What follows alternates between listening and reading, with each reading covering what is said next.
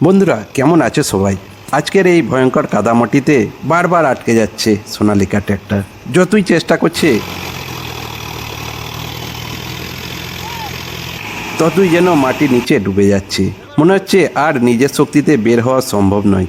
ঠিক সেই সময় চলে এলো ডিউসপার ট্র্যাক্টর। এবার শুরু হবে আসল লড়াই। ডিউসপার কি পারবে সোনালিকাকে কাদা থেকে টেনে বার করতে, নাকি সেও আটকে যাবে? শেষ পর্যন্ত কি হয় সেটা মিস করবেন না। ভিডিও শেষ পর্যন্ত দেখুন, কারণ শেষের দৃশ্য আপনাকে অবাক করে দিতে পারে। উঠে পড়েছে, উঠেছে।